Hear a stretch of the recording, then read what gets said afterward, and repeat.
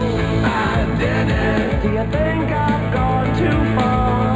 I did it. I'm here in the downtown mall in Charlottesville, Virginia. This is the place that Dave Matthews of the Dave Matthews Band calls home. And well, this area right here is kind of special because Miller's is very famous. Well, I think it was probably famous before, but Dave Matthews actually used to bartend here. And we want to go inside and try and find out if we can, find somebody maybe he served a beer to or something. So much you say, so much you say, so much you say, so much you say. Dave Matthews had poured me a Guinness right from that very tap.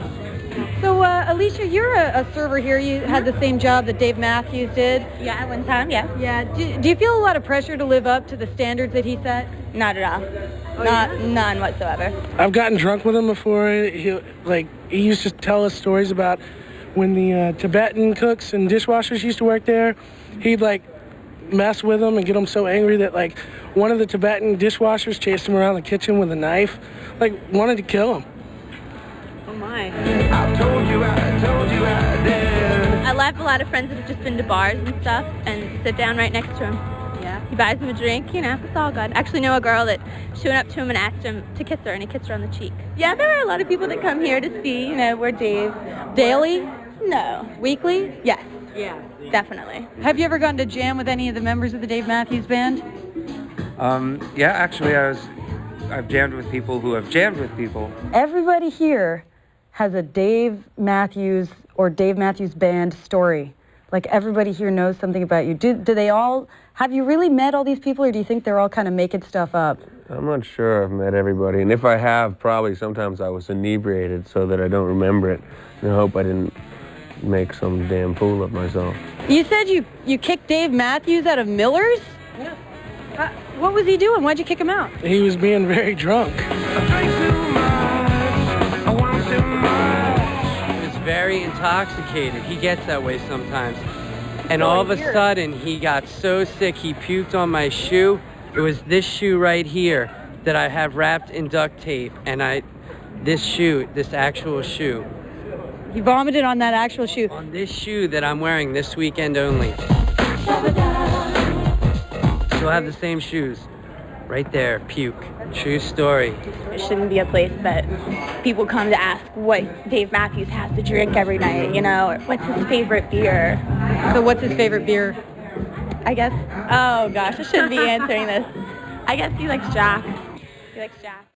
All right, Rachel Perry here with Dave Matthews, getting ready for the hometown show. For our hometown show.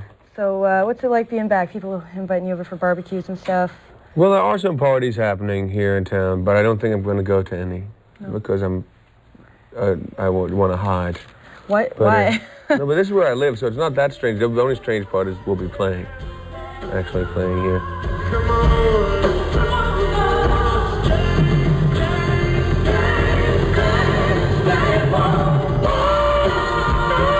But I'm nervous too. I'm very nervous. I'm afraid.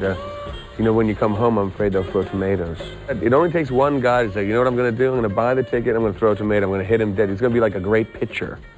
There's one kid who was a great pitcher, and he's just waited for that chance to huck a tomato at big, rotten, stinky tomato at my head. Jefferson, fat, 15-pound tomato. Smack! And then it changed everything, because then the memory of the show for everybody, whether they liked us or not, would be the exploding tomato on my face. The local media went a little nutty. Yeah, they're a little nutty. Do you think they went a little overboard? Yeah, I'm trying not to think about it. They got a plump photo of me on the cover of a local newspaper looking kind of chunky. Looking a little beefy. That's why I'm growing the beard. It's not to try to be cool, it's just try to get rid of extra beef. But in the photo on the cover of the local newspaper, I just look like the Mr. Chunky Chunk.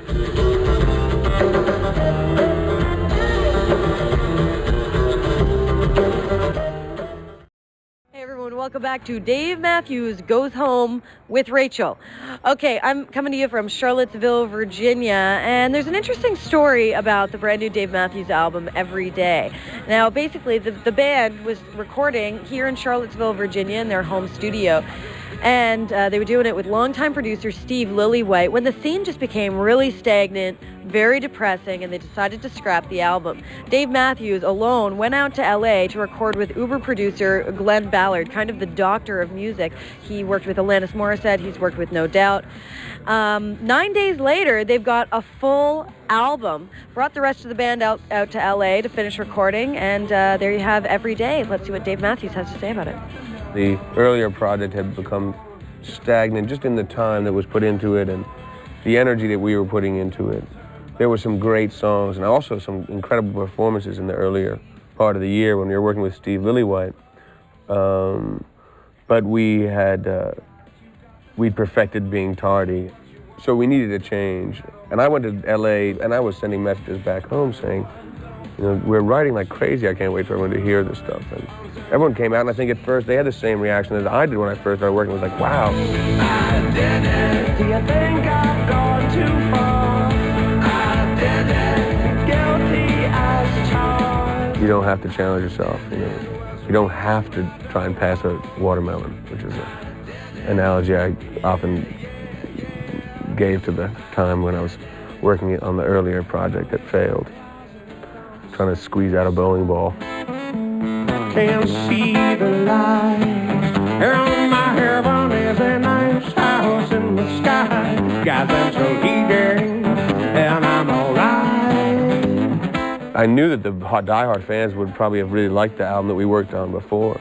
But I think that the diehard fans will like this album, you know, after a while, the ones that don't. I think most of them have said it's great. It's just a change, you know, and change is as good as a vacation. Did you guys download the Lillywhite sessions? Yeah.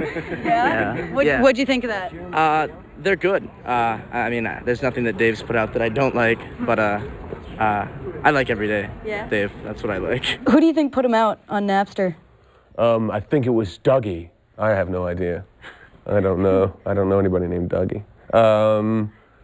I don't know, and I don't care. It's done is done, and it's unfortunate that there's a lot of music there that we would like to have at least, you know, had more than a turd to shine. But then in some cases there's some really good music, and it's, you know, it's disappointing in some ways, but can't do anything about it. So no good reason to dwell on it. Did you download the Lillywhite sessions? Yes, I did get that on Friday. Yeah. And what did you did you like it, or do you think they should have released it? I definitely should release it. Yeah, definitely. Yeah. Why wouldn't you just take some of the better, almost completed songs from the Lillywhite sessions and also put them on an album? We nearly did. Well, that was kind of the intention, but then we just had all these other songs, so we just made them. I think we're probably going to we're going to play them for sure, at least some of them, from the earlier sessions, because they were great songs. But it's just what happened, and it's just what happened we needed to happen, you know, and who knows what maybe the next album will be just a long instrumental pain in the ass.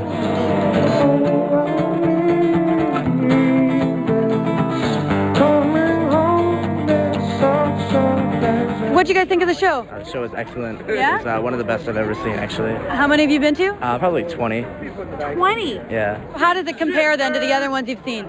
Well, I think it was just the fact that it was like his hometown, and you know, it was the only we've been trying for 4 years to get one, at least while I was in college in Charlottesville. So I thought it was wonderful. Just Scott Stadium and all the memories and everything. Nothing like a positive vibration at a Dave Matthews show. It's just everyone's really friendly. It's a beautiful vibration.